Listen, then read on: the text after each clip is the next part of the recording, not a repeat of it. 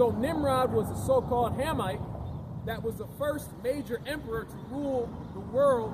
Okay, he built the first superpower post-flood. All right, and that was Babylon, the ancient Babylonian Empire. Now, some interesting facts here is that all empires subsequent after that Babylonian Empire, okay, they all modeled their, how can I say this? They all modeled their reign and control of humanity after what Nimrod did. All right, and this is actually where we find ourselves today. Under the Roman Catholic Christian doctrine is nothing more than an attempt by the Edomites to replicate what Nimrod did in the ancient world. What did Nimrod do?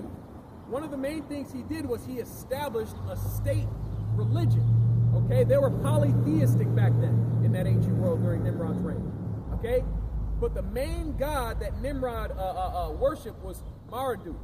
Okay, so Nimrod, what did he do? He gathered all nations unto himself. It says right here, let me get that verse, Genesis 10:9, and he was a mighty hunter before the Lord, wherefore it is said, even as Nimrod, the mighty hunter before the Lord.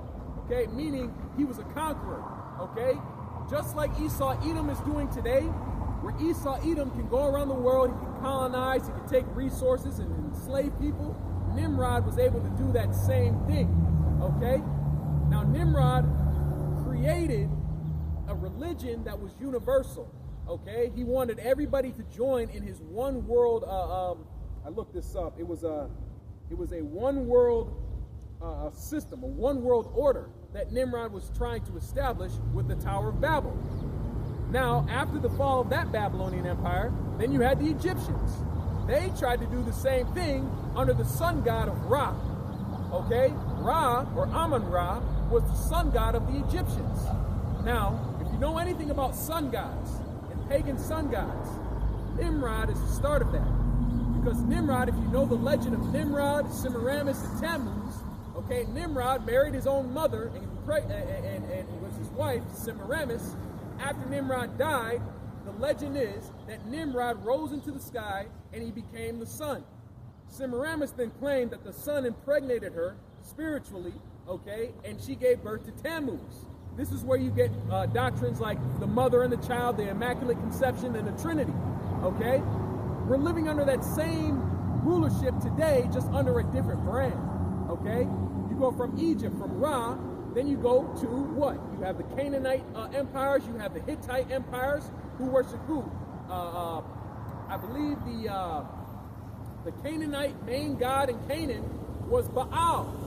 You can read all about Baal and how the Israelites were heavily influenced by the Canaanites when they moved into the land. Then what? You have the Assyrian gods, which was Shimri. I believe Shimri was the sun god of the Assyrian Empire. Okay? Same as the Babylonian Empire. Then you go to what? The Medo-Persian Empire. Who was the sun god during the Medo-Persian Empire? That sun god was Mithra under the Persians. Then you go to the Greek Empire. They took that religious system and system of control that goes all the way back to Nimrod, and their sun god was Hermes, okay, which later became known as Apollo. Then you go to the Roman Empire, whose sun god was what? Okay, it started as a Greco-Egyptian god named Serapis Christus, and later evolved into what is now called Sol Invictus. Sol Invictus was the Roman sun god, all right, which later crept in to the Roman Catholic Christian Church, okay, under Jesus Christ. Which is why in a lot of those old artworks you'll see a lot of sun work, a lot of sunbeams and depictions in those old religious pictures and art, okay, that goes back to Nimrod, okay? So today Christianity comes out of that church. So Christianity is nothing more than a rebrand of the Nimrodian universal doctrine, false pagan religion, all right? And we're living under Esau Edom's attempt to control the world with the Nimrod strategy, all right? And we're about to be broken free of it. If you can look up, what were the other great victories Israel had against Esau after Amaziah? Okay, get that.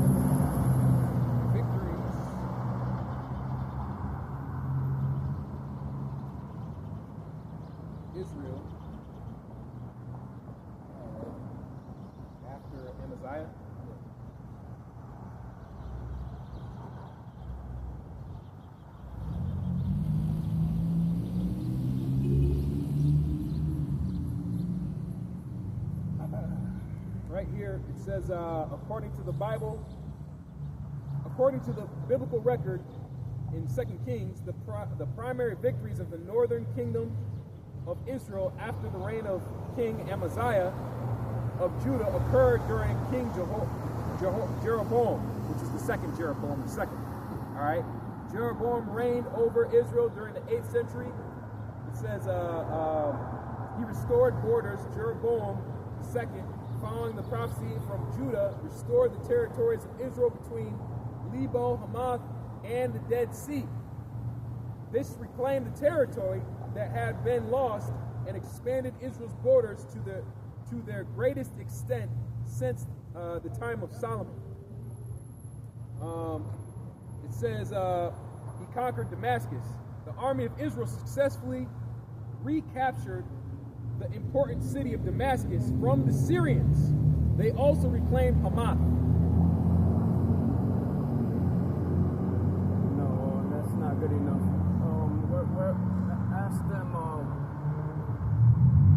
what other major defeats did Israel give to Edom after Amaziah?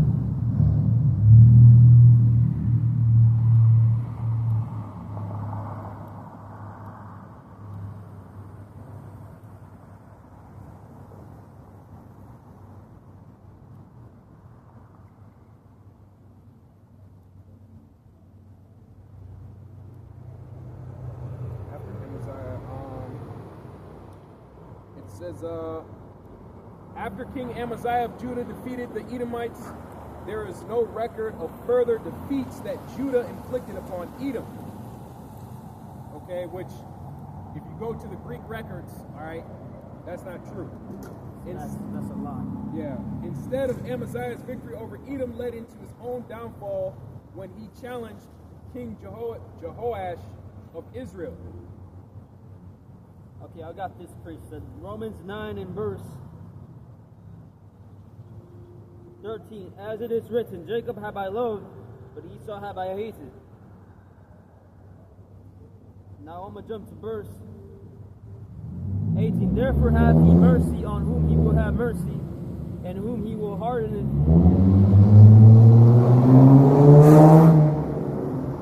He will harden. Okay?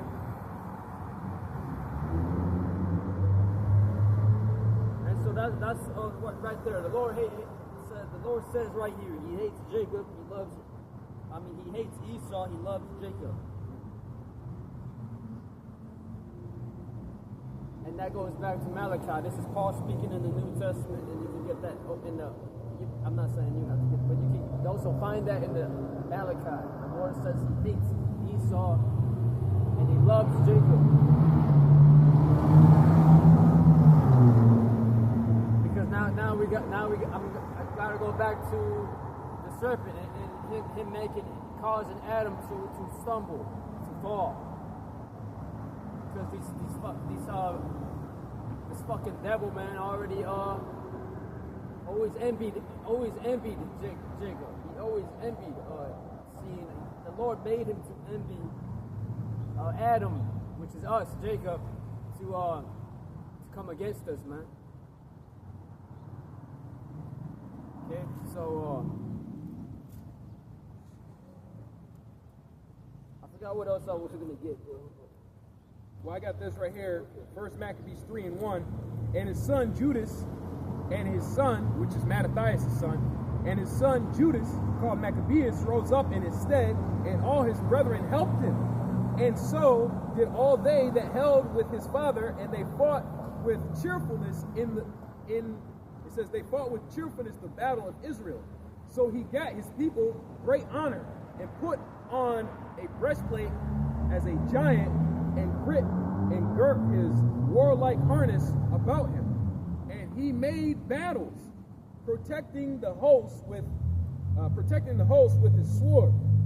In his acts he was like a lion, and like a lion's whelp roaring for his prey. So when they say that Israel never defeated Edom again, I'm reading you all the battles that Judas Maccabeus won. All right, he fought many battles against the Edomites. Judas Maccabeus did, because you got to understand the Greeks. That might be the reason why they said that, because they're not accounting the Greeks as Edom. Okay, the Greeks are the Edomites, and Judas Maccabeus is fighting wars against them. All right. For he pursued the wicked, which is Esau, Malachi 1. It says, for he pursued the wicked and sought them out and burnt up those that vexed his people. And who was vexing the people of Israel at this time? If you go all the way back to the first chapter, the Greeks came down into Syria, which is where the land of Israel was, and they forced the Israelites to do what? Sacrifice unclean animals, disregard the law, statutes, commandments. They would murder and slaughter the Israelites, the Jews, real Jews, who would circumcise their sons. So they were doing all of these atrocious and horrible things to the Israelites, and Mattathias and his sons and the Israelites that were with him, what they do? They fought against the Greeks, okay? And they fought against them the whole time and established what was called the Hasmonean dynasty. I got this one. Go ahead. Actually, you can give this one. Are you already holding? First Maccabees 3 and 7. You still have more on there? No, I can get an extra. Okay, for me, it's First Maccabees 5, get verse 3. First Maccabees 5 and 3? Yeah. To prove to y'all that this was Esau who Judas was fighting against. This is First Maccabees chapter 5 and verse 3. The head title is Judas smites the children of Esau, Benan, and Ammon. It says, then Judas fought against the children of Esau in Idumea at Arabataim, because they besieged Gilgal, and he gave them a great overthrow and abated their courage and took their spoils. Now jump to 65. Verse 65. 65. Verse 65 says, afterward went Judas forth with his brethren and fought against the children of Esau in the land toward the south, where he smote Hebron, and it says, and the towns thereof, and pulled down the fortress of it, and burned the towers thereof round about. Okay? Once again, more accounts of Israelites smiting the Edomites. This is what they were talking about when they said that they didn't conquer them fully until the 2nd century. This is the 2nd century. All right? Maccabees, the Hasmonean dynasty. You go all the way down to John Hyrcanus, and what did he do? He forcibly converted them to Judaism, what is now called Judaism. All right? Really, it was the law, statutes, and commandments. All right? But now those people are running around saying that they're Israelites with the little hats on their head, okay, wearing all black trench coats and whatnot, all right, doing weird things that you can find recorded in the Talmud. Okay, I was doing some research on the Talmud this week. There's a lot of demonic and wicked shit that they believe in. Okay, a lot of things with children, a lot of things with the other nations. Okay, that they believe in. All right, and the whole world is now starting to find out, okay, that these people are actually the problem in the earth, and it's not niggas running around the hood that is destroying the world. It's actually these people that are described right here that Judas Maccabeus is fighting against. Okay. And then get the one where Yahushua prophesies about 70 AD. So then after that, you get Herod the Great, or the Greek, wanting to kill all the firstborn in Israel. That was Esau once again taking the yoke off his neck. And then after that, he destroys Jerusalem. It's prophesied here in the New Testament. This is Luke chapter 23. This is Yahushua speaking. In 28. But Yahushua, turning unto them, said, daughters of Jerusalem, weep not for me, weep for yourselves and for your children. For behold, the days coming, in which they shall say, blessed are the barren, and the wombs that never bare, and the paps which never gave suck. Then shall they begin to say to the mountains, fall on us, and to the hills cover us. For it says, for they do these things in the green tree, what shall they do in the dry? So basically Yahushua was saying, hey, you're struggling and you're doing all these things while times are relatively good. See, remember when Yahushua is being put to death, the Israelites weren't really suffering like that. They were under the Roman captivity, but they were wicked. So there, a lot of them, like the scribes and Pharisees, were aligned with the Roman emperors, okay, and they turned them into Rome, okay, and Yahushua is describing 70 AD that's going to come where there's going to be famines, okay, blessed are the wombs that never bear and the paps that never gave suck, okay, because what happened during that besiegement? You had cannibalism, you had murder, you had death and starvation going on, okay? These are the things that Yahushua, the conditions that Yahushua described the Israelites would be under, okay, during that time. If I might get Daniel chapter 12. That one wasn't the one though. It said when you see Jerusalem cast about, I think that's in Matthew 24. Yep. On down. When you see Jerusalem. Yep. This is no, it's Luke 21, 20. Luke 21 and verse 20.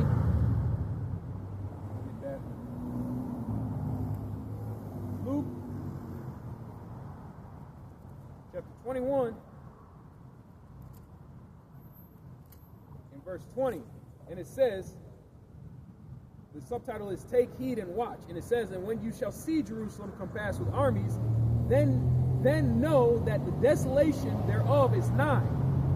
Then let them which are in Judea flee to the mountains, and let them which are in the midst of it depart out.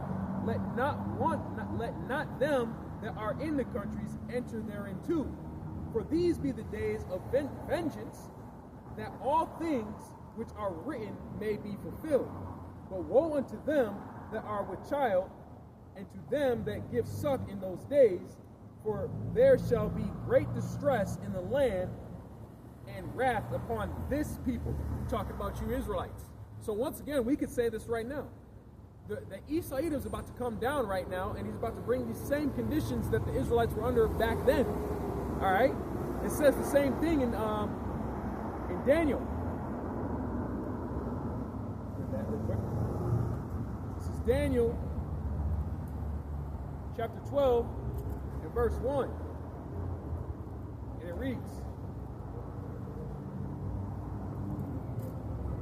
it says, and at that time shall Michael stand up, the great prince, which standeth for the children of thy people, and there shall be a time of trouble, such as never was since there was a nation, even to that same time, and that at that time thy people shall be delivered, every one that shall be found written in the book. And what book is that? That's the book of life.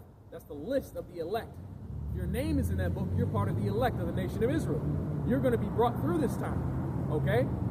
If you're not on that list, you're going to die in some terrible grievous way that you're going to regret not taking heed unto the warning of the prophets that they came and gave you. All right, like Daniel. Many of them that sleep in the dust of the earth shall awake, some to everlasting life, and some to shame and everlasting contempt. It says, and they that be wise shall shine as the brightness of the firmament. That shine, I watched a lesson, I think it was a week ago. Brother, the elder from LA did, and the elder from North Carolina did a lesson on the Rakach Kodash and what that shine is, what that light is coming from. Okay, I believe I said it last week. Esau calls it the human biofield. Okay, that's the Rakach Kodash that they were talking about. All right, there's going to be an actual physical manifestation of that. Okay, but what does it say? It says, and they that be wise. Okay, that's why one of the main subjects of this book, which is the most important subject, is the wisdom. Having the wisdom to understand what this book is talking about. Okay, you could go to we could go to books like Wisdom of Solomon, the 6th chapter, to read about that. Okay, the wisdom that this book is talking about, which is the true knowledge and understanding of the prophecies. Okay, and the will of the Lord. All right.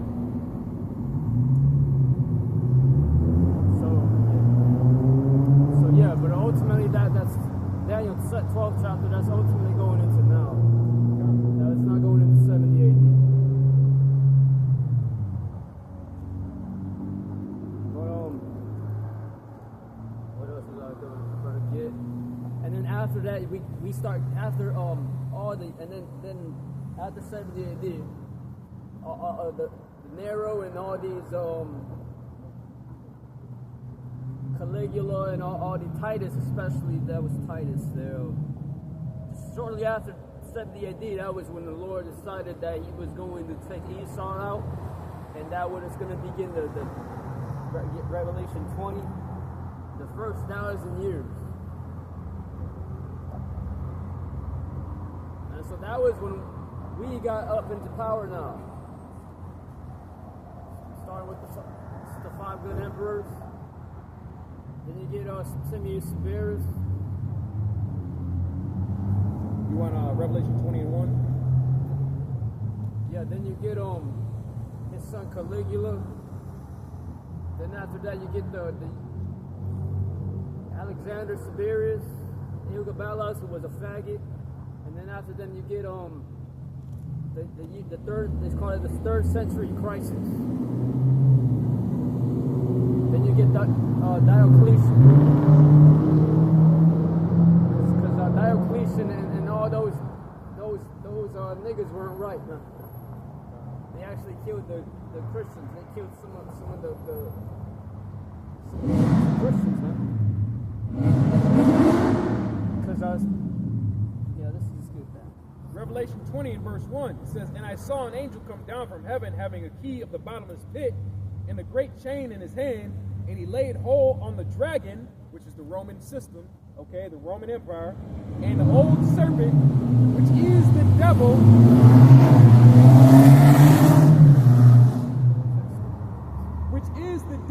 and Satan." All the way going back to that serpent in the garden. That's the verse we started out with. That serpent in the garden. Okay, his spirit was incarnate in Cain, incarnate in Esau. Esau's children became a nation of people known as the Edomites, who built a Greco-Roman system that the Lord is talking about now. It says, "And cast him into the bottomless pit, and shut him up, and set a seal upon him, that he should deceive the nations no more, till the 1,000 years should be fulfilled," going into the Dark Ages. Esau, Edom, after the fall of Rome, is what, 374 AD? Okay, or AD. Okay, around that time when the Western Roman Empire fell. Okay, and they didn't come back to the end of the 1300s. All right, which was the start of the Renaissance. And just like when Esau was in power in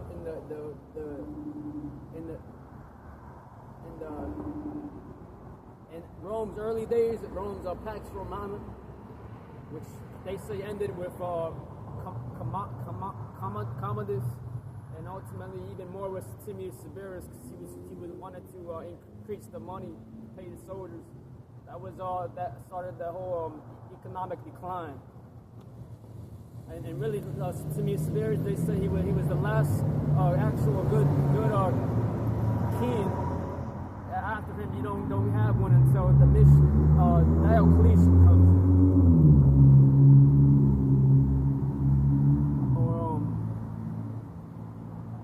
But then I was gonna grab one right here. Go to Wisdom of Solomon. Wisdom of Solomon. Oh yeah, I was gonna say, basically, just like when the Pax Romana, Julius Caesar, all the way to Titus, you had one Jake that was actually trying to trying to get into power in Esau's kingdom. I believe that was Vitalis or Galba. Yeah, that was Galba. Just like when Jake was trying to come in there, but see, Galba only ruled 2 months. I believe Marcrinus, if we hear about Marcrinus, which a lot of brothers are saying that was Jake. Really, I believe that was an Edomite. Because he just like Galba only ruled a couple months, and Marcrinus only got to rule a couple of months. So that was the Lord that was Esau trying to come in, but the Lord taking him down, because ultimately that was going to be our time to start coming up, even though we weren't in our right minds. So I got two here, okay? I made a video on this one earlier this week. But this is a good verse right here. It's Isaiah 26, okay? And then I'm going to jump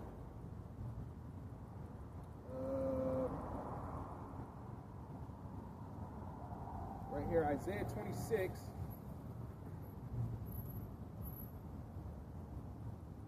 And 10. Go ahead. No, get that one. Isaiah 26 and 10.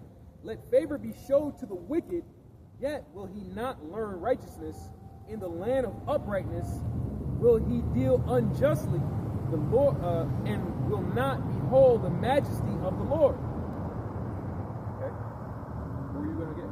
Oh yeah, I was about to say because what Septimius Severus did was he allowed a lot of Africans to start coming into power, and so I imagine he would have said fuck these Edomites. He was gonna bring his own son to come into power afterwards, and that was like Jake saying, "Oh, we're taking over Esau's shit." And then you have Constantine, then you got the Byzantine Empire.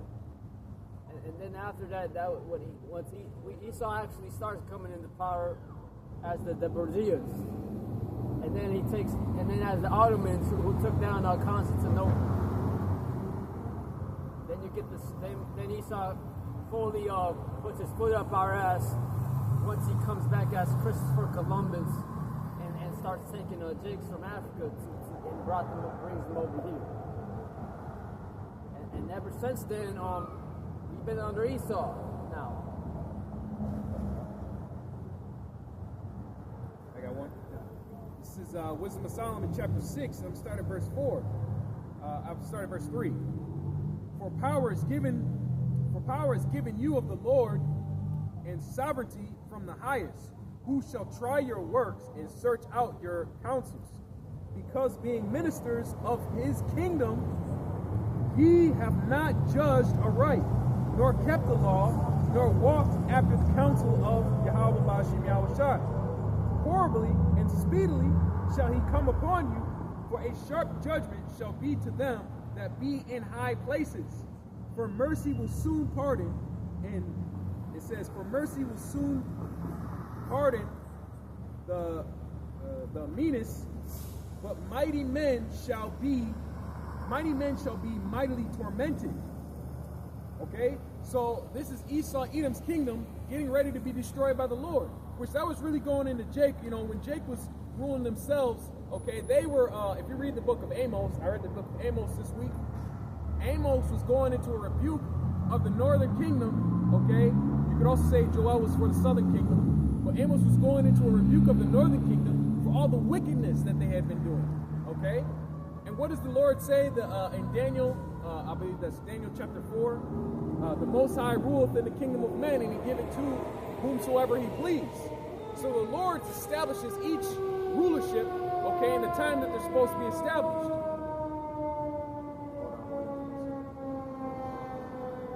So the Lord establishes each rulership in the time they're supposed to be established, okay? And if you rule in wickedness, what happens? Your kingdom will be destroyed and it will be given to another people, all right? And we're at the end of Esau, Edom's kingdom. Why? Because he's the wicked. He does nothing but wickedness, all right?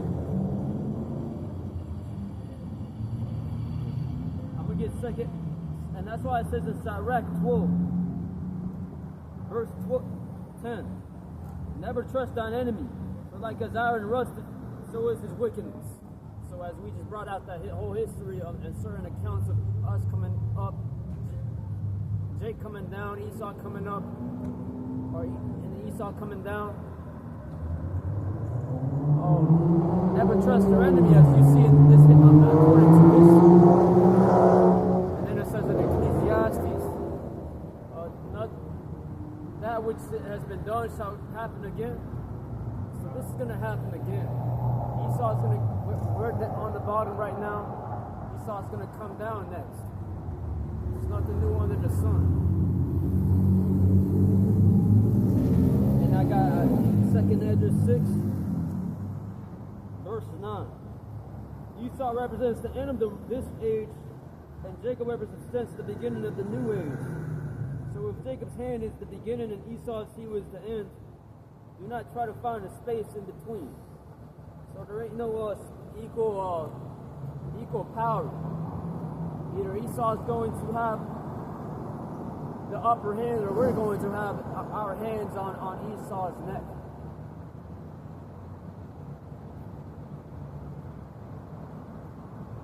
And so even though Jake got a couple of victories, the Gadites won a couple of victories,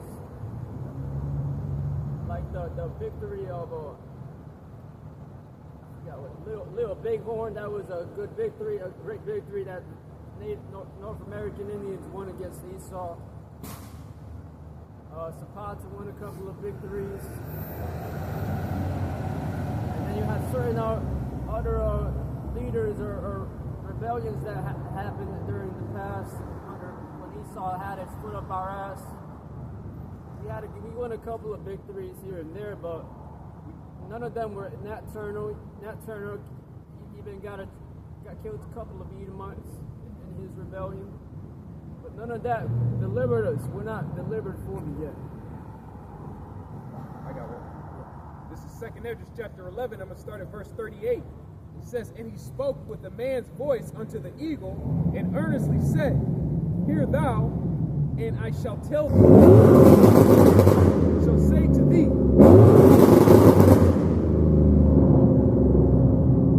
Wait for that to pass.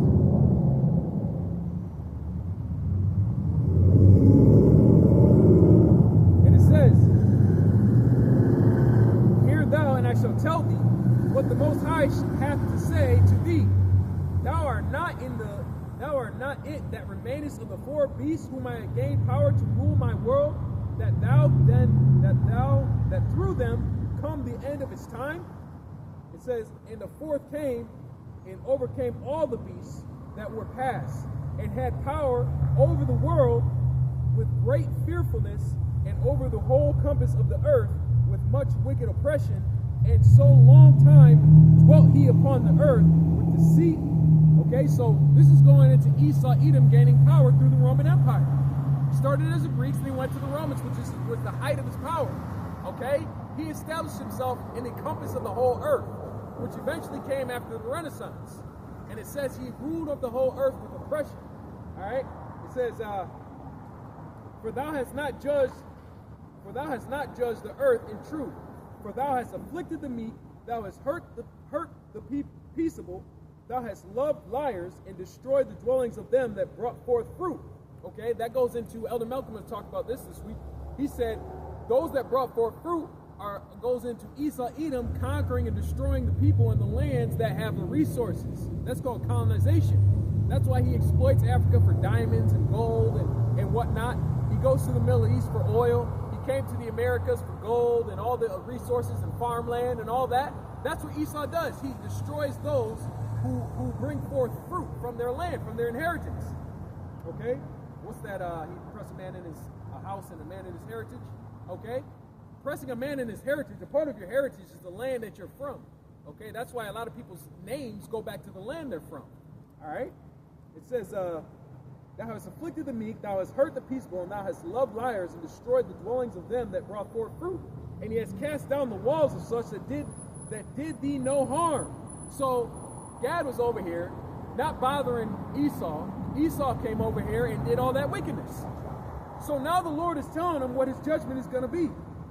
It says, "Therefore is thy wrongful doing come up to the highest, and thy pride unto the mighty. The Most High Yahweh hath looked upon thy arrogance, and behold, it is ended, and thy abominable deeds are fulfilled." So this is where the Lord is going to transfer the kingdom to the saints. Okay, the saints shall take the kingdom through the spirit of Yahweh Hashem Yahushai. Okay, I believe that's Sirach 10 and 8. Let me get that. Go ahead. Nahum 3 and 1. Woe to the bloody city, it is full of lies and robbery, the prey departeth not. So now we're in the time where we're at a standstill. Okay, to see this word, we may not have military victory or money or a financial system defeat these devils with. But they see that this word is coming out, and that what we're saying could be true. So in a way, in essence, we technically do have some power still, man. Starting with this word and this truth we're coming out with. Esau still, we at least still haven't killed us off yet. We are still here. As long as Israel is still here, and we've got this word out here, you're not going to win. You're not going to have any victory. Soon Yahweh Shah is going to return, and he's going to recompense all of our losses that you Edomites have inflicted on us.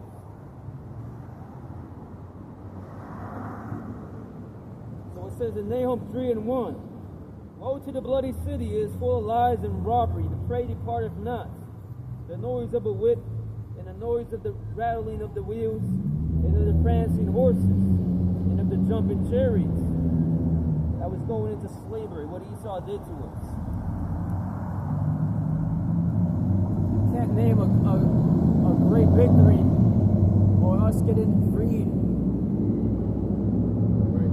Ever since Esau has put Judah and especially Judah in slavery, you can't name another account present day today where we are freed and we're a sovereign out here. Right. We have no sovereignty. We're still under Esau's system, even with slave revolts like Nat Turner. Okay, what happened to him? He got killed and eaten. All right. So even though Jake might have these little spurts of fighting back, it's nothing compared to what are we in? We're in Esau's beast system. We're in the dragon system. All right, that's only going to be taken down by Yahweh Shai. That's it. You know, because you had Judah tried to come up in this society, and that proves what we're saying is true. Esau ended up taking all that shit down. Yep. The Black Wall Street and the massacre at Rosewood. Yep. Drown Town. All of that. You know, Issachar still hasn't gotten half the. Technically, if you want to talk about reparations, Issachar should get all the land east of the or west of the Mississippi back. Okay, we're talking about Texas, Arizona, Utah, New Mexico, California, Oregon, Montana. Okay, we're talking about all this land that was taken from Issachar and Gad. Okay, see. We're not out of this system of control. You got Israelites that really believe that we are free, that we're living in America in 2025, we're free. Okay, because you can go to work, you can get off work, you can watch the game, you can drink a beer. All right, you think you're free. All right, but little do you know, the Lord sent us here for punishment. Okay? And the Lord said a lot of you Israelites are settled on your leaves, man. A lot of you Israelites are in America right now enjoying yourselves and a little too comfortable. Okay? You're comfortable with Esau, Edom ruling over you. You're comfortable with this system of wickedness, with the abominable foods, with the poison, okay? With this medical system, with this education system. You're comfortable with it. Okay? And those of you that have your mind so corrupted that you can't see, okay, where the scriptures say, where there is no vision, the people perish. You can't see the future of the kingdom of heaven, therefore you don't want it to come. That makes you an enemy of Yahweh Shem Yahushai, which means he's going to destroy you along with his enemies when he returns.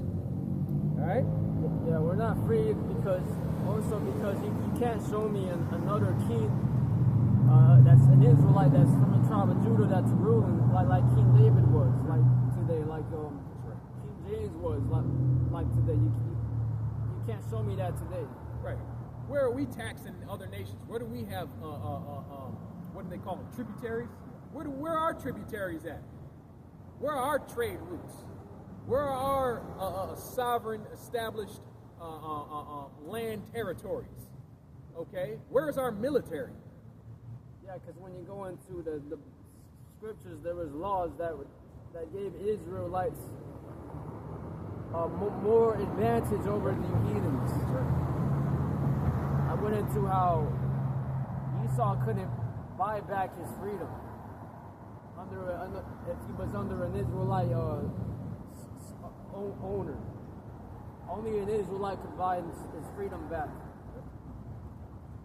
And where do you have things like that today? Laws like in cities that's owned by Israelites, like they did that today, where you can kill adulterers or niggas. And that's really the biggest part of the punishment, is once you wake up to the truth and you understand how the world is supposed to be run according to the law, all right, it's upsetting and it's vexating when you see somebody that should be being put to death, like an adulterous woman, a proud adulterous woman, walking around here being a hoe. She should be stoned, okay? But we can't do that, right? We can't do that in Esau's system. Over there, I was watching some documentaries on it over there in Afghanistan. Yeah. It's actually, if you have money over there, you bring money from the U.S. over there, you actually, it's way cheaper to live over there. And women, you barely even see any women walking out there in the streets. Yep. And if you do, they have their heads covered. Yep. And they're with a man too. They're with their man. Yep. There's a law, I believe that's a Sharia law in it, where like a woman is not allowed to be in public without, she either has to have specific permission or she has to be with a male family member, her husband, her brother, her father, or something like that. So that's actually a righteous law. Okay, you women really shouldn't really be walking around like that. What is that? The Bible says, give not thy daughter liberty to gad abroad. What does that mean? Let me get that actually. And Jake's in America, this stupid ass Jake's in America today, which is understandable because we lost our heritage. But you wake up to this truth, you start seeing, bro. That's really how we the Israelites are supposed to be living. All right, that's really not something that Ishmael was given. Ishmael just took that and like that law, that's why he still keeps it. But really, that's how you're supposed to be seeing our people walking around and living. Because ultimately, they do it in the name of Allah. They say Allah Akbar. And when they kill the sheep, they say Allah. They have to say Allah Akbar, and they say that makes the sheep halal now by saying it to Allah. But that's all fucking bullshit, man. It's a false god. The word Allah is a Hebrew word. All right, it just means power. It means God. But they're not worshiping Yahweh Shem Yahushai. That's the thing. When they say Allah, okay. If you read the Bible and it was actually written in the correct language, you would see Allah all over the Bible. That word Allah would be all over the Bible. But who is it referring to? What is the name of the God that you're referring to? The name of the Heavenly Father is Yahweh. Okay? That's why we make it a point to bring out the name. We don't just say God. We don't just say Allah, right? People say, and that's one thing I believe when things get tight, okay? They're going to use the language of the Hebrew to equate us with Islam, because technically the Hebrew word for God is Allah, okay? They're going to try to equate that, okay, with the Hebrew Israelites. However, that's why it's important to constantly be bringing out the name of the Lord, which is Yahweh and his son Yahushua, so that they know what we're talking about. It's a specific doctrine behind that name, okay? Let me get this, Sirach 25 and 25. Give the water no passage, neither a wicked woman liberty to gab abroad. If she go not as thou wouldest, have her cut her off from thy flesh, and give her a bill of divorce, and let her go. And on top of it, that land of Israel is supposed to be ours. When you wake up to this truth, you don't realize all these things. We are the Israelites, that we're not in power, that we're supposed to have power. When I was in the world, I thought that freedom was getting a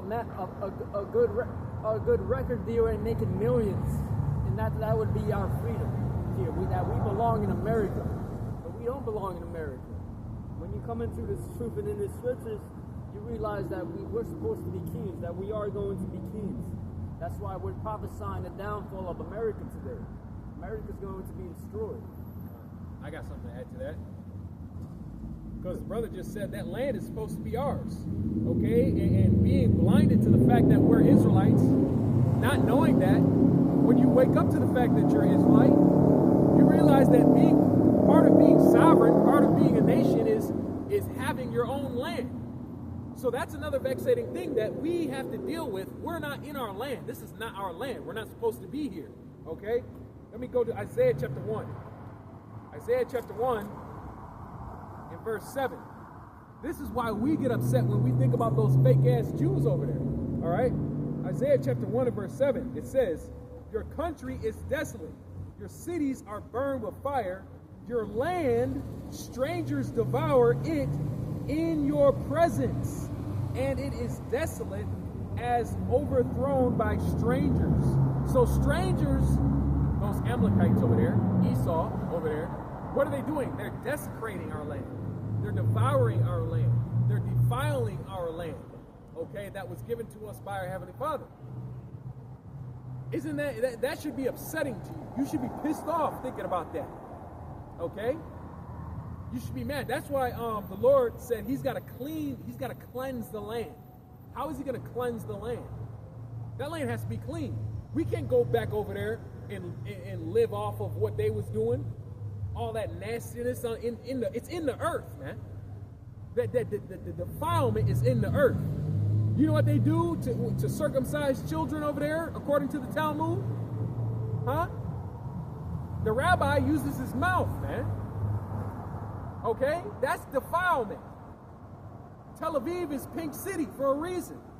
That's defilement, man. That whole place got to be clean, thoroughly. Scrubbing. I think, you clean like a bathroom or something. You gotta make sure you see bubbles, man. Now the Lord is going to use the most powerful cleaning agent that he's ever created, which is what? Fire. Fire cleans everything, man. Fire will decarbonate and dematerialize everything. Okay, and reset it. Okay, so it's clean for when the Israelites go back in our holy, righteous, angelic bodies. Okay? And then ultimately, even if we had our own land and stuff like that, I mean, we can always end up going. Let's say I was king or this brother was king. We would have to see who would reign after us. Right. And then our sons would be next as king. He might be wicked and then fuck the whole nation up for us. Right. That talks about that in Ecclesiastes.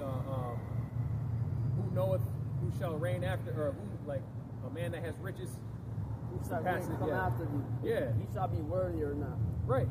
And eventually, being in this wicked flesh, us, our sons, they're going to go off, man. And according to the curses, the Heavenly Father is going to strip all of that from us. So being in rulership, right? Being in authority and power, okay, there's no point for us to do that right now. We can't do it right now. Right now, what is our job? Our job is to bring out the word and tell and prophesy to the world what is about to happen. Let Yahweh B'Hashem Yahushai worry about establishing the new world order, which is it will be a new world order, just not Esau's new world order. Okay? That's why we say we're not gonna fight, we're not gonna be carnal with Esau, right? We're not gonna pull out guns and we're not gonna do anything. Why? Because it's not gonna give us back what we're really seeking. What we're really seeking is that blessing, that salvation that comes from Yahushua. Being changed. That's the first step. We cannot be in these bodies in the kingdom of heaven. Okay? And to prove that we are under the curses, ultimately you got to be in this truth to see that we're not in our rest.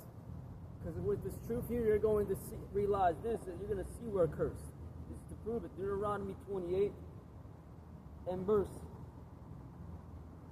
64. And the Lord shall scatter thee among all people from one end of the earth even unto the other.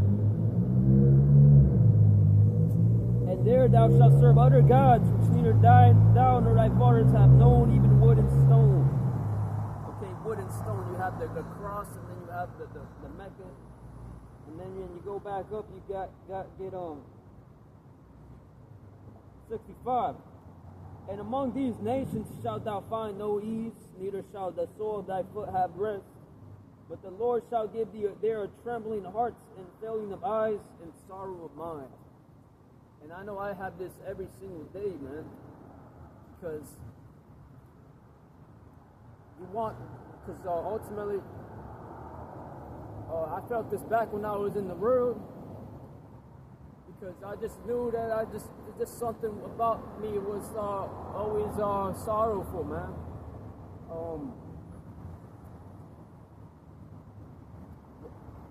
And then when you wake up to this truth, you see all our people in this world eating defiled foods, and then a lot of our people also are faggots, and they got that feminine westernized mindset. Because America will teach you here to not judge a faggot,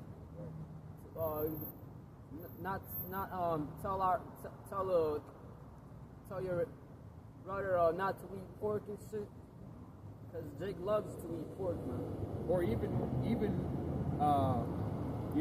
America says you can't judge a faggot when the Lord says judge a faggot, or even just to the point where even if they're not a faggot, being effeminate, being a little bitch, being a little soy boy, that's against the Lord, man. That's against the Lord. You cannot be an effeminate man. The scriptures say the effeminate will not inherit the kingdom of heaven. Okay? Now, in America, that's highly encouraged. Okay? Esau has created a system where Eve has brought up and cultivated a generation of weak men. Okay? Which you see that manifested in the problems that we have in a lot of our communities today.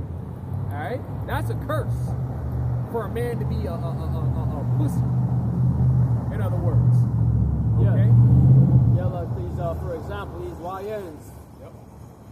Who waste their life, man. They're just real hopeless and destroyed. And Gabar was going into it the other day. Made a video yesterday.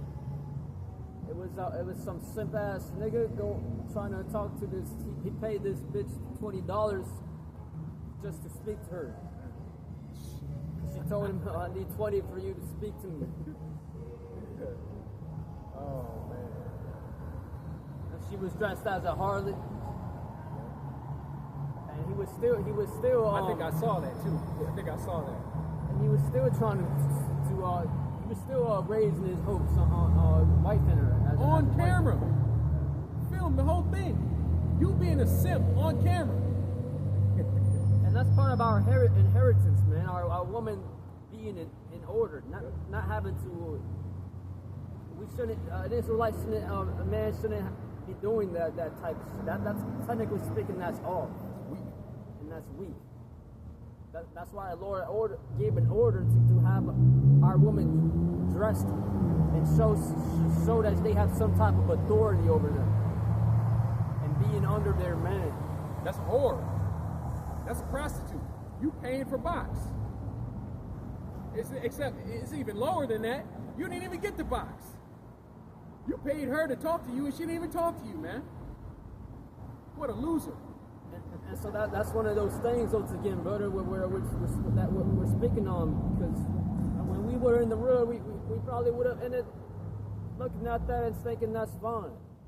And then coming up into this truth, we realize that, no, that shit is very wicked, man. We're kings. We're supposed to, that's why we always say we have the kingdom mindset. That's right.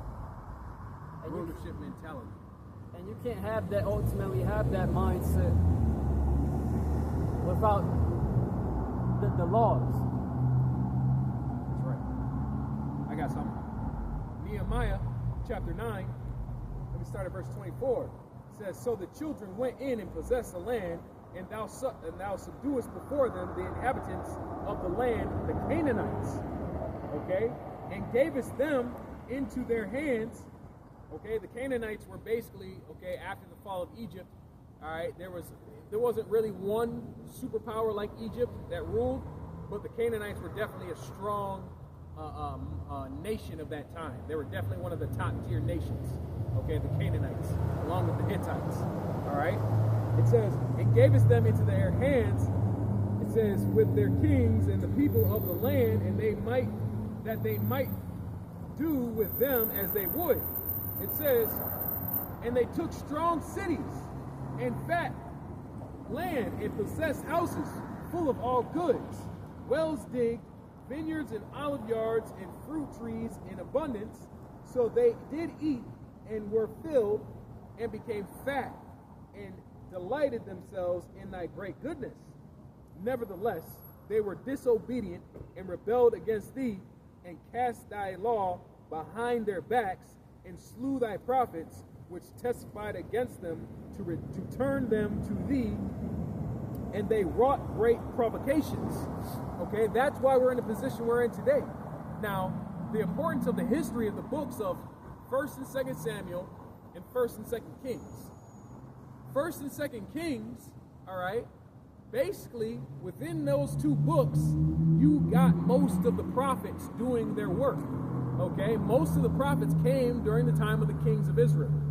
Okay, and then at the end, you got guys like Ezekiel and Daniel that were in time of sovereign Israel, and then into the Babylonian and the Medo-Persian Empire. Okay, but when you're reading the history of 1st and 2nd Kings, this is what he's talking about. During that time, the Lord was sending prophets to our leaders to tell them that they were going off, to tell them that they were about to be punished for their wickedness.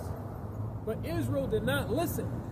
Therefore, the Lord sent the Assyrians to the northern tribes, okay, and then he sent the Babylonians to the southern tribes. And right now, what we're telling you is the Lord is about to send your enemies against you once more for punishment. Esau, Edom, we see it. It's already started. It's already started, right? We see ice all over the place, whooping ass. Okay, you saw that video of that black woman that got her ass beat by that cop. She was the cop was fully swinging on her too. Nobody stepped in to help Eve either. Good, I was laughing. Okay, I was laughing at Eve. Okay, because she deserves it, man. Esau was beating her ass, but once again, we're telling you that the Lord is allowing this devil to come against you because you, what did it say? Nevertheless, they were disobedient. You niggas have been disobedient this whole time. Yeah, you've been begging for a savior. You've been asking for leadership. You've been asking for strong black men to stand up and do this. But you don't want to listen to the prophets, though. You know. The Bible was going into that. They'll let Keisha would let in Latinas too would let the bar was going into basically on November. Trump was cutting off food SNAP benefits. Good. There was a whole list of women complaining. Yes. And getting proud and complaining that this I'm gonna let my kids eat. That ain't gonna stop me. I'm gonna let my kids eat. Oh man, she's fucked. Eve's fucked. Cut them food stamps off, man. Cut off the wick. And that's why I'm gotta get this. This is Hosea 4:6. My people are destroyed for lack of knowledge, because thou hast rejected knowledge. I will also reject thee. Jake has to understand, man, that we ain't anybody. We can't be a superpower without the Lord backing us up. Mm-hmm. And ultimately, he is backing us up right now. But ultimately, we're going to be fully established as a nation, a kingdom, back in our right minds when Yahweh Shah returns. This is why we're not trying to build shit here like IUIC. They don't understand that we ain't going to be able to build anything here. The Lord would just blow it away. Like Gabar was going into this Jake that made the helicopter. Esau destroyed that Jake's helicopter and took the idea from him. Okay, you have you have a whole book called Black Inventors. Esau didn't. You don't know anything about them because Esau took their shit, and that's the curse right there. That we would be. And I'll just get it here for you. Deuteronomy 28:48. And therefore thou shalt serve thine enemies, which the Lord shall send against thee, in hunger and in thirst and in nakedness, and in want of all things. And you shall put a yoke of iron upon thy neck until he have destroyed thee. And that Jacob, I forgot his name. It was, but he invented the patent for the helicopter. Oh, I have a video dude going down a whole pages and pages of all the inventions that Jake invented. Damn near everything. Okay? Oh, this Jake that helped, what is it, Thomas Edison, I think? Or The light bulb? The light bulb. Yep. That was a Jake. Edison took his plans, didn't give him any credit. Yep. He's told that Jake, nigga, move aside. This is mine now. I'm making it my own. Yep. Probably pointed a gun to him as he did it. Yep. And took his idea. The internet was a Jake. Computers were invented by Jake, by the way. And that's because Deuteronomy 28, a lack of knowledge. That knowledge is us keeping these laws, statutes, commandments. That's in Deuteronomy 4. Yep. And 7, the Lord told us, this shall be our wisdom and understanding in the sight of the nations. All you gotta do is read the book of Kings. When Israel did bad, the Lord would bring a nation, judges, take us down.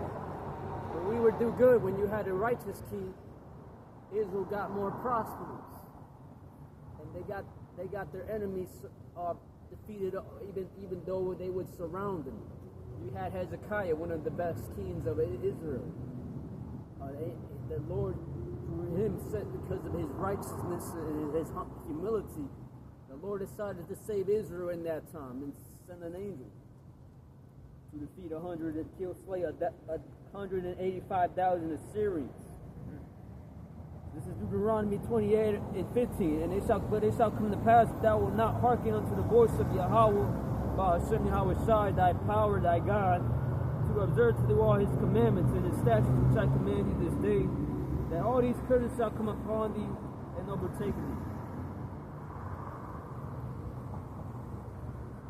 I got something.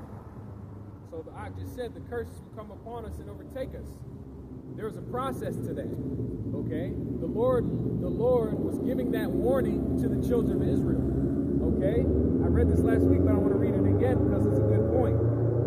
Judith chapter 5 and verse 5. Then said Achor, the captain of the sons of Ammon, let my Lord now hear the word from the mouth of thy servant, and I will declare unto thee the truth concerning this people, talking about the Israelites, which dwelleth near thee and inhabiteth the hill countries, and there shall no lie come out of the mouth of thy servant.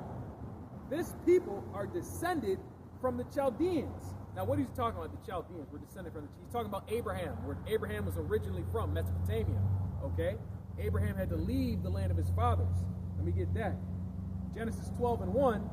Now the Lord Yahweh said unto Abram, get thee out of thy country and from thy kindred, which is where most of the Hebrews were dwelling at that time.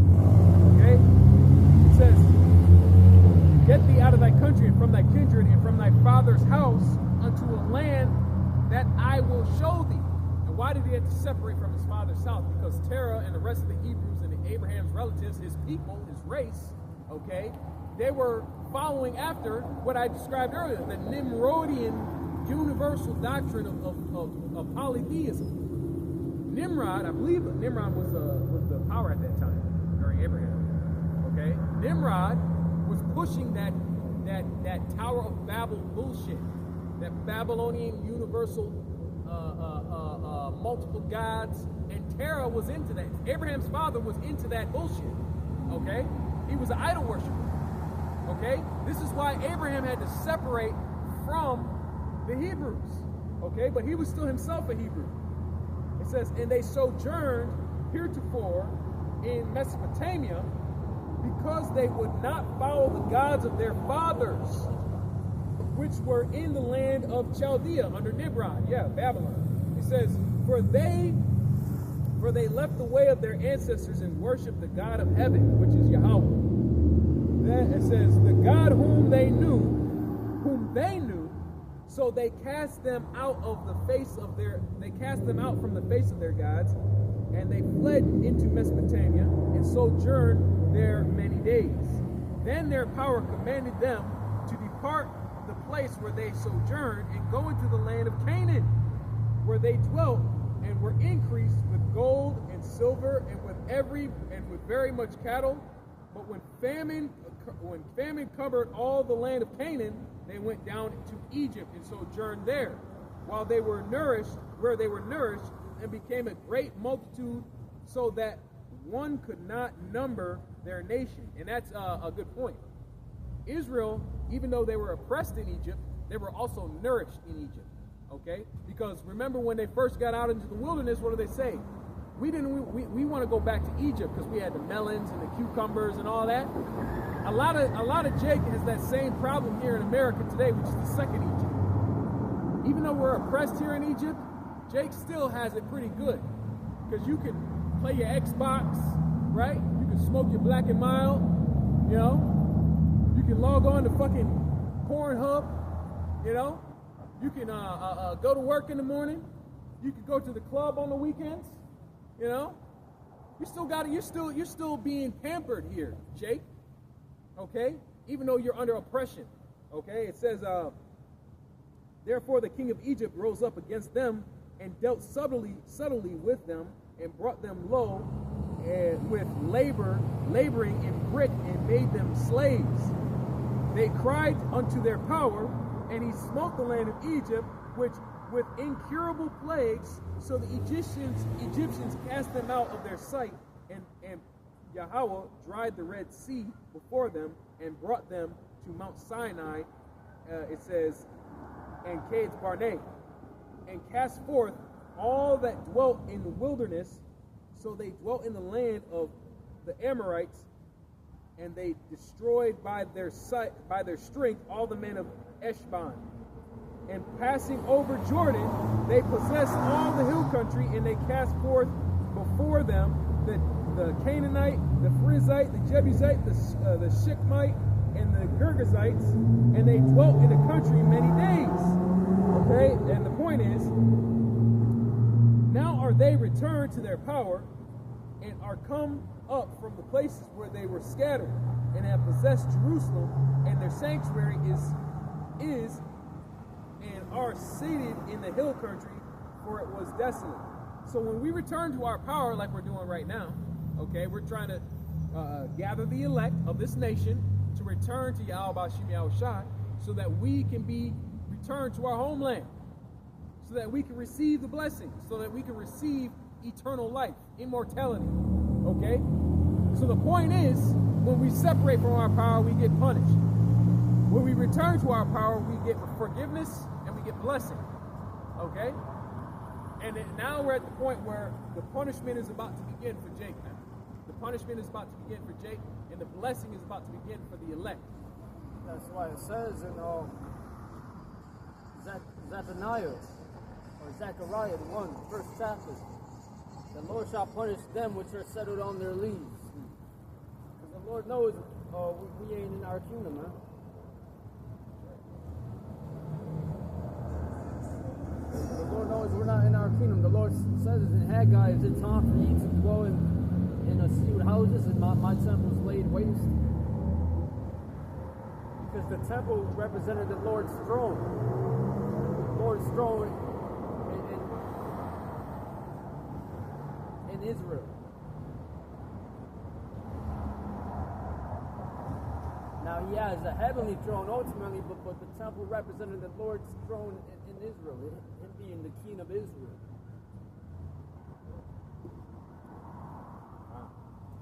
And once again, if Jake thinks we're free, read Deuteronomy 28 once again, and tell me if you don't fit those curses, no? And we do. If you think you're free as an Israelite, go ahead and try to make some geopolitical decisions that affect other nations, right? Go and tell the Rothschilds to go where they live, find where they live, and conquer them and put chains on them. Yeah. We will do that, by the way, when the Lord returns. We will do that. Psalms 149. That's even better than getting a fucking record deal out here and trying to be like Drake. Because we already know, Drake, you had to fucking bow your ass. You had to take something up, somewhere for that, man. He definitely know, he definitely saw the latter end of a casting couch. Drake was definitely on a casting couch somewhere. And Candace Owens, she goes home and sucks Edomite rod every day. That's right. Amalekite, the worst Edomite rod. Not even like some Russian dude. She goes to an Amalekite, man. That's nasty. Candace Owens is gonna pay dearly for what for being a traitor, man. You know what they call? You know what Esau calls that? They call that a race. You're a race traitor, man. You're an Edomite lover. You know what Esau calls that? The N lover. But you're an Edomite. You're an E lover, Candace. Proverbs 1. I'm on the simple ones. Yep. I'm going to get Revelation 17, verse 5. And upon her forehead was the name written, Mystery Babylon the Great, the mother of harlots and abominations of the earth.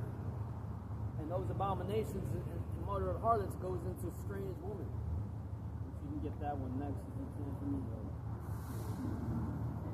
Love not strange woman. Proverbs 1 and verse 22. How long, ye simple ones, will ye love simplicity? And the scorners delight in their scorning. Yeah, they scorn us because we don't partake in their heathen ways. We keep the Sabbath, and we do all these things that pleasing unto the Lord. And they scoff at a lot of those things we do. Right. Like being out here looking like fools in their eyes. If you let them tell you, they'll say, "Oh, yeah, they look like fools." But when shit gets tough out here, when shit goes down and Esau's letting bullets fly, guess what? They're gonna wish they were in our position. Okay? They're gonna beg for the men of the Lord. Okay? They're gonna want to get down in that. That's Psalms 110. Okay, thy people shall be willing in the day of thy power. That's when Esau comes in like a flood. Okay, Isaiah 59. Okay, then they're gonna want to get down with Yahweh Shem Yahushai, but it's gonna be too late. Samson wasn't wasn't wearing a king's garments and already having the crown on him when he was before he became the judge. That's right. But the Lord used a weak man, a low-based man to become honored. So that's what's going to happen with us. And scorners delight in their scorning, and fools hate knowledge. Like the brother just read Hosea 4. Okay, my people perish for lack of knowledge because they reject the knowledge. When they hear what we're saying, they reject it. Say, no, they don't know what they're talking about. Them niggas over there, they talking crazy. You know? But really, Romans 11 and 7, okay, they were appointed to that. The rest were blinded because the Lord blinded them. Okay? The Lord blinded them because they're what's called the undesirables. Okay?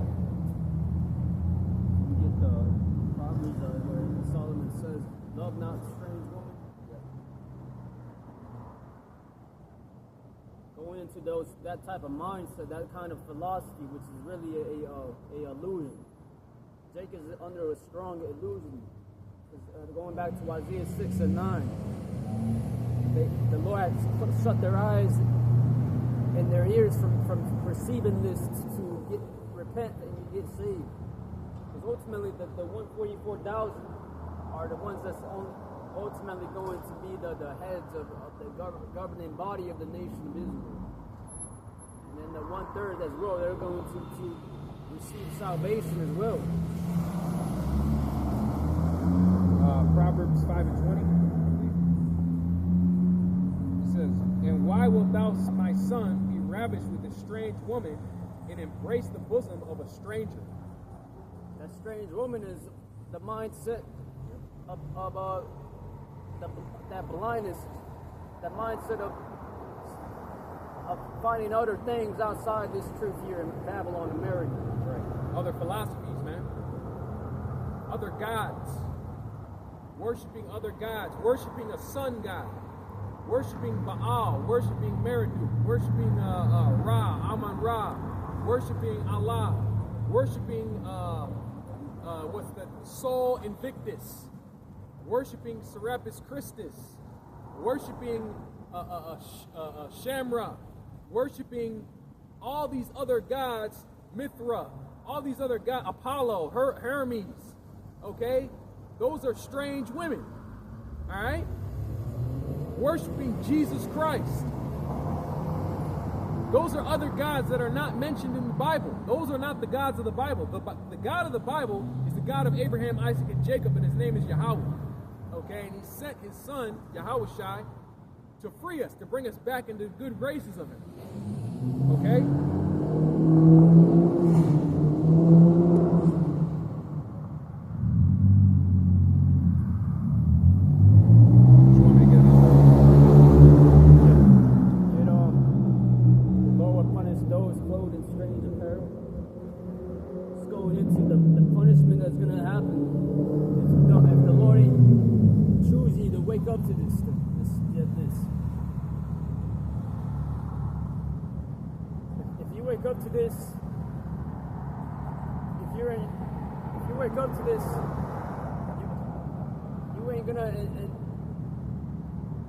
You ain't going to be happy with the ways of most of our people, and these demons will try to, and Satan will try to distract you to bring you down. This is the book of Zephaniah, chapter 1, and verse 8. It says, "And it shall come to pass in the day of the Lord's sacrifice that I will punish the princes and the children and the king's children and all such as are clothed with strange apparel." That strange apparel is those doctrines once again, seeking not keeping the laws, basically not keeping the laws, being lawless out here. The Lord told us that we must keep these commandments, or he will curse us. And that's why that judgment's going to come down, because just like 70 AD happened, that had to happen because they were still trying to keep the old laws, the sacrificial laws, and thinking that was going to save them. Yahweh came to end the sacrificial laws, and they weren't believing in the Lord's Son, Yahweh. And Jacob still wasn't right anyway. The Pharisees weren't right, and those in charge of that temple were not in their right minds. They were over-abusing their power. Just like today, Yahweh is going to come down here. If you don't believe in Isrealite, well, then you're going to be destroyed. If you don't keep these laws, ultimately, if you're not chosen, or if you fall off of this thing, it's because it's the will of the Lord, and ultimately you're going to be destroyed for that. I got something. Amos chapter 2 and verse 4. "Thus saith the Lord Yahweh, for 3 transgressions of Judah, and for 4 I will not turn away the punishment thereof, because they have despised the law of the Lord, and have not kept his commandments, and their lies cause them to err. It says, after the which their fathers have walked. But I will send fire upon Judah, and it shall devour the palaces of Jerusalem. Thus saith the Lord, for 3 transgressions of Israel, and for 4 I will not turn away the punishment thereof, because they have sold the righteous for silver. They have sold the righteous for silver, and the poor for a pair of shoes. The pant after the dust of the earth on the head of the poor, and turn aside the way of the meek, and a man and his father will go into the same name.